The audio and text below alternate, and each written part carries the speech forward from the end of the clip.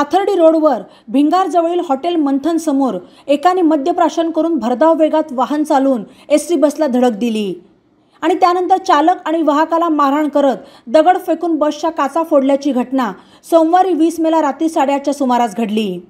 या घटनेनंतर तेथे गोळा झालेल्या जमावाने दारूच्या नशेत असलेल्या आरोपीला चांगलाच चोप दिला। याबाबत बस चालक दादासाहेब लक्ष्मण जाधव वय 38 राहणार अंबड जिल्हा जालना यांनी भिंगार कॅम्प पोलीस ठाण्यात फिर्याद दिली। फिर्यादी अंबड आगाराची बस घेऊन नगरकडून जालन्याकडे पाथर्डी रोडने जात असताना हॉटेल मंथन समोर आरोपी अमोल प्रकाश गुंड राहणार प्रकाश हॉटेलच्या पाठीमागे भिंगार हा दारूच्या नशेत भरधाव वेगात चारचाकी वाहन चालवत आला आणि त्याने बसला धडक दिली।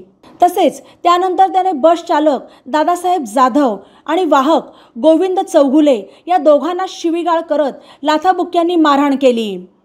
वाहक चौगुले याच्या हातातील तिकीट मशीन आणि मोबाईल रस्त्यावर आदळून फोडला। तसेच बसच्या पुढील बाजूची काच दगड फेकून मारत फोडली। या झटापटीत वाहक चौगुले यांच्या जवळील प्रवाशांच्या तिकिटाचे जमा झालेले 18,235 रुपये कुठेतरी पडून गहाळ झाल्याचे फिर्यादीत म्हटले आहे।